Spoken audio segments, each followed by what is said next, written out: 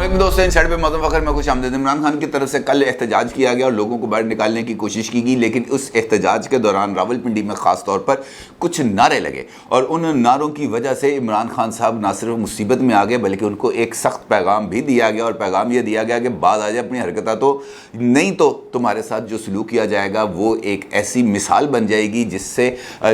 جس کو نظر انداز کرنا بہت مشکل ہو جائے گا، اور اگر یقین نہیں آتا تو بنی گالا کے باہر ہونے والی ذرا ایکٹیویٹیز پر نظر دوڑاؤ، اور پھر اس کے بعد وہاں پر پولیس ڈپلائمنٹ، ہیلمٹ، ڈنڈے، وہ پتھراؤ سے بچنے والی شیٹس لے کر جب پولیس وہاں پر پہنچی ہوئی ان کو نظر آئی تو ساتھ ہی ان کے طوطے اڑ گئے، اور اس کے بعد پھر عمران خان صاحب کی طرف سے ایک ویڈیو بیان جاری کیا گیا جس میں یہ بات کہی گئی کہ جناب آپ لانگ مارچ کی تیاری کریں اور یہ احتجاج کو موقوف کر دیا جائے، اس احتجاج کو ختم کر دیا جائے، کیونکہ اسی میں میری بھلائی ہے۔ کیونکہ جو وہاں پر نعرے لگ رہے تھے اور خاص طور پر راولپنڈی میں جو نعرے لگ رہے تھے وہ راولپنڈی کے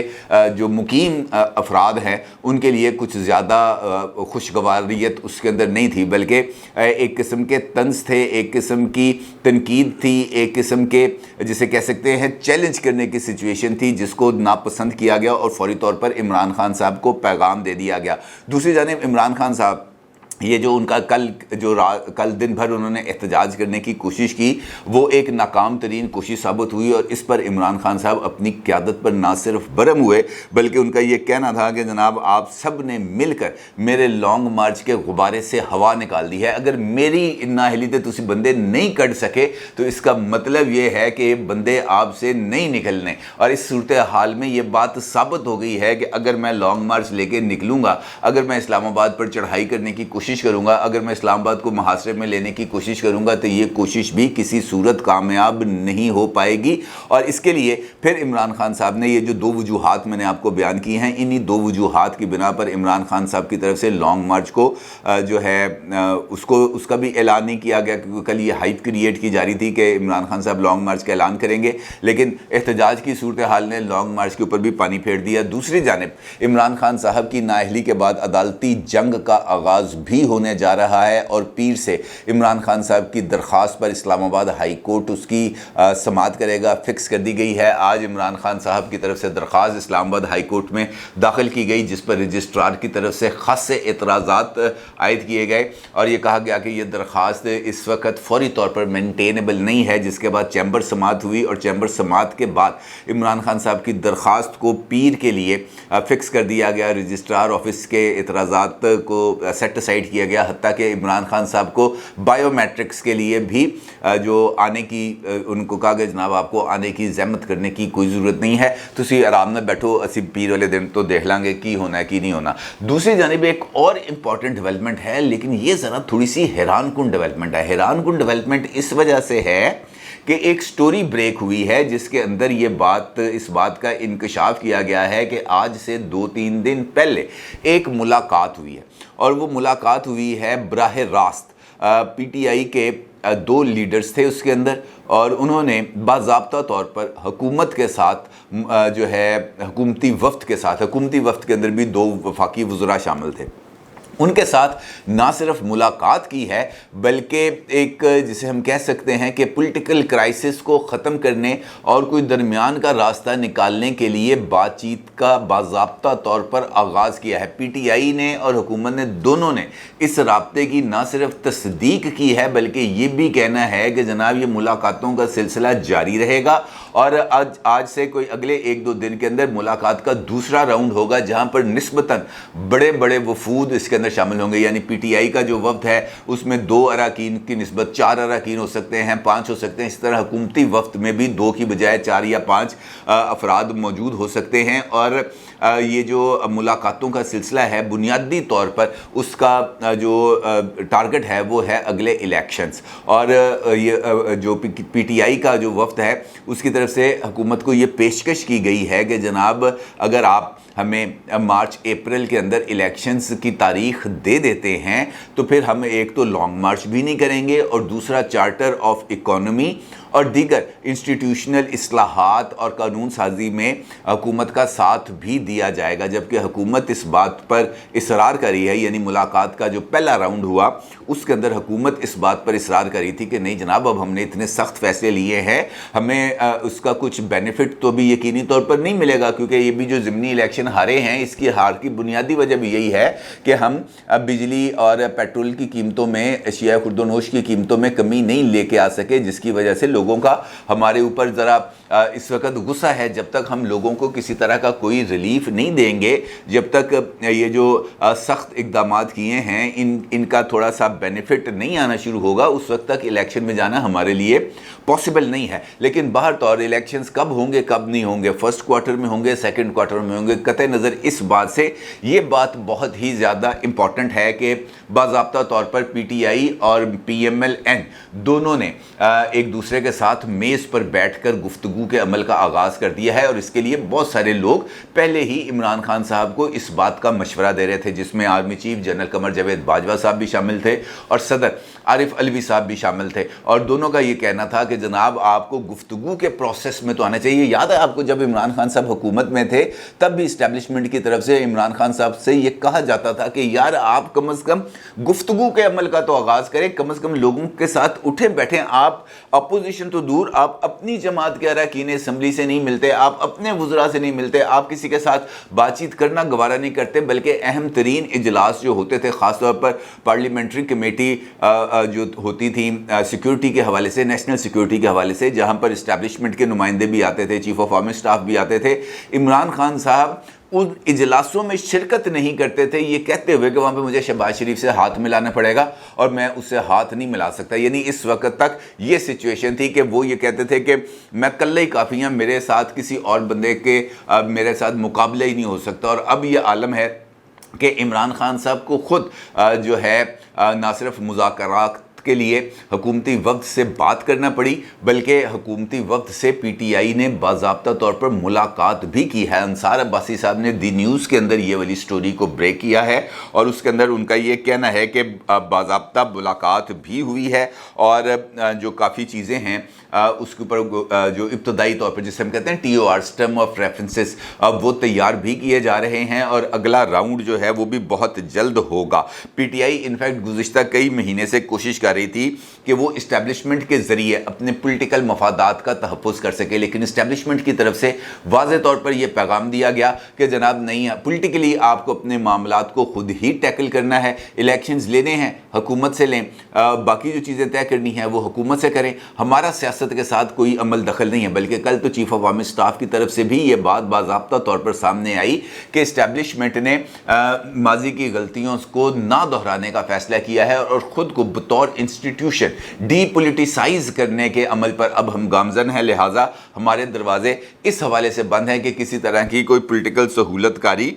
کی جائے گی۔ البتہ یہ جو عمل ہے، جس عمل کا میں آپ سے ذکر کر رہا ہوں کہ آغاز ہوا ہے، یہ ایک اچھی پیش رفت ہو سکتی ہے اگر سنجیدگی کے ساتھ اس بات پر غور کیا جائے یا اس عمل کو آگے بڑھایا جائے۔ اور شہباز شریف صاحب کی حکومت پہلے بھی اس بات کا اظہار کر چکی ہے کہ جناب بات چیت ہمیں کرنے میں کوئی اعتراض نہیں ہے، لیکن بات چیت انکنڈیشنل ہونی چاہیے، گلے پر انگوٹھا رکھ کے یا لانگ مارچ کی دھمکیاں دے کر بات چیت نہیں ہونی چاہیے۔ بلکہ 2 دن پہلے وفاقی وزیر خزانہ اسحاق ڈار صاحب نے ایک ٹی وی انٹرویو جو عاصمہ شیرازی صاحبہ کو دیا تھا، اس کے اندر بھی انہوں نے اس بات کا انکشاف کیا کہ 23 مئی وہ تاریخ تھی جب شہباز شریف صاحب قوم سے خطاب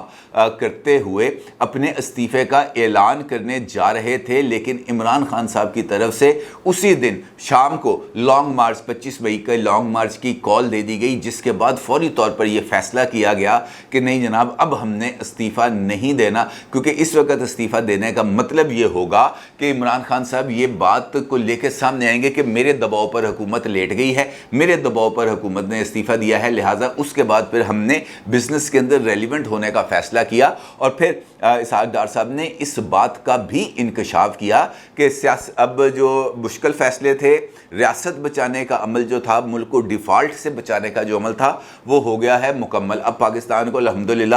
ڈیفالٹ کا خطرہ نہیں ہے، اب سیاست کا مرحلہ شروع ہو گیا ہے، اور جس طریقے سے ہم نے ریاست بچانے کے لیے پرخلوص کوششیں کی تھیں، بالکل اسی طریقے سے اب اپنی سیاست کو بچانے کے لیے بھی بھرپور کاوشیں کی جائیں گی۔ اس کا مطلب یہ ہے، اگر ہم اسحاق ڈار صاحب کی بات کی تھوڑی سی تشریح کریں تو یہ بات سامنے آتی ہے کہ اب حکومت کچھ اہم ڈیسیژنز لینے جا رہی ہے۔ مثال کے طور پر اگر پاکستان کا رشیا کے ساتھ براستہ سعودی عرب یہ جو پیٹرولیم مصنوعات کی خریداری کا معاملہ طے پا جاتا ہے تو اس کا مطلب یہ ہے کہ پاکستان کو سستا تیل ملے گا۔ اگر 30% سستا تیل پاکستان کو مل جاتا ہے تو اس کا مطلب یہ ہوگا کہ پاکستان کم از کم یہاں پر پیٹرولیم پرائسز کی قیمتوں میں 30% کی کمی کر سکتے ہیں، اور 30% ایک اچھا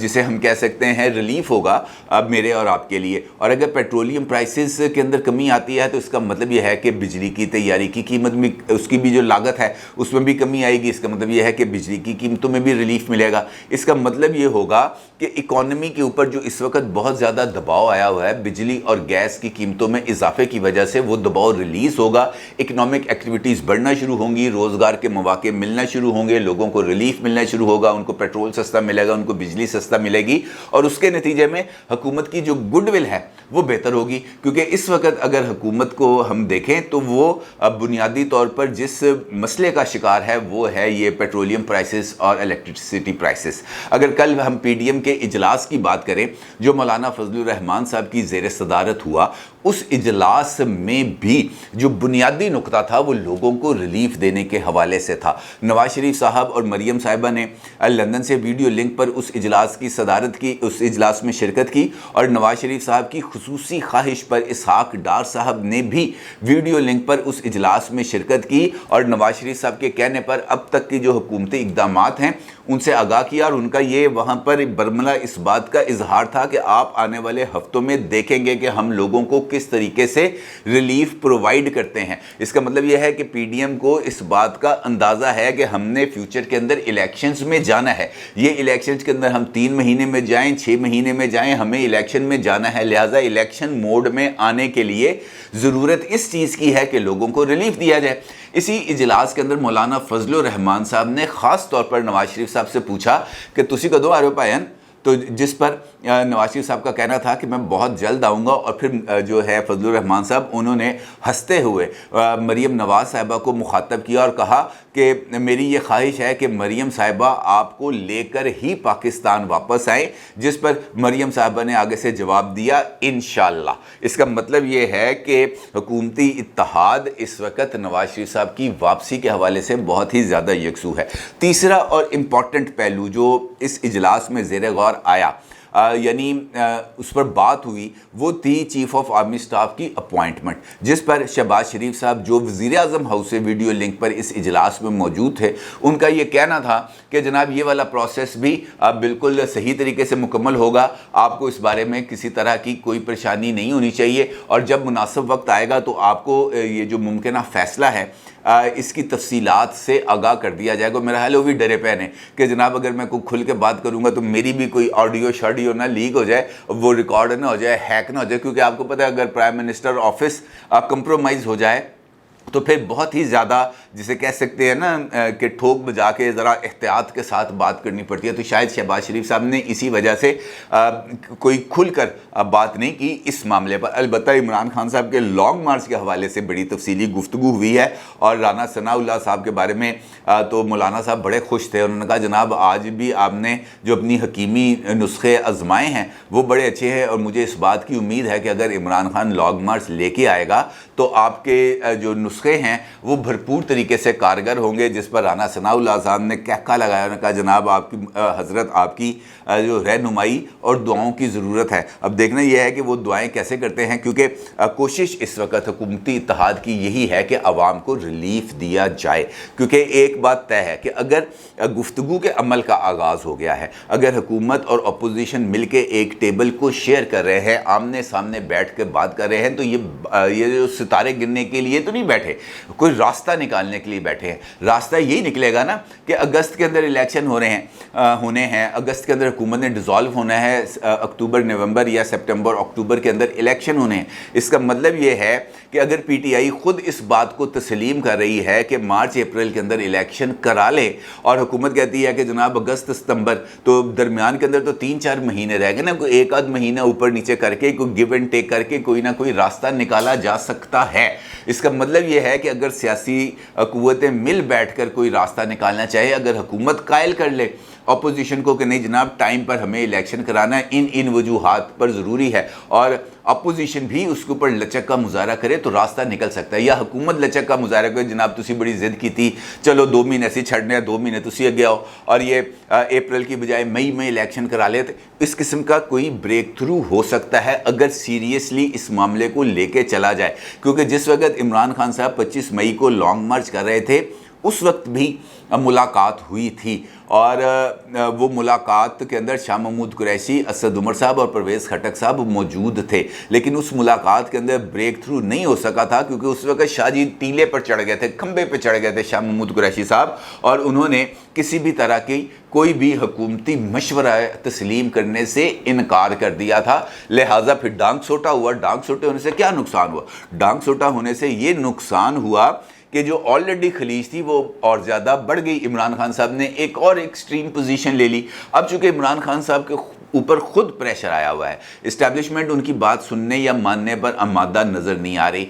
इलेक्शन कमीशन ऑफ पाकिस्तान का फैसला आ गया, दीगर मुकदमात उनके ऊपर दर्ज किए जा रहे हैं। ख़ास तौर पर इलेक्शन कमीशन का जो फैसला है जिसमें इमरान खान साहब को करप्ट प्रैक्टिसेस का मुर्तकिब करार दिया गया है, हुकूमत ने, वजारत दाखिला ने अब इलेक्शन कमीशन के इस फैसले के बाद इमरान खान के खिलाफ बाज़ाब्ता तौर पर मुकदमा दर्ज करने का ऐलान कर दिया है। इसका मतलब ये है कि अब इमरान खान साहब जो है वो सीरियस नौइयत के मुकदमात में फंसते चले जाएंगे। इसके साथ साथ फॉरेन फंडिंग केस का जो है वो FIA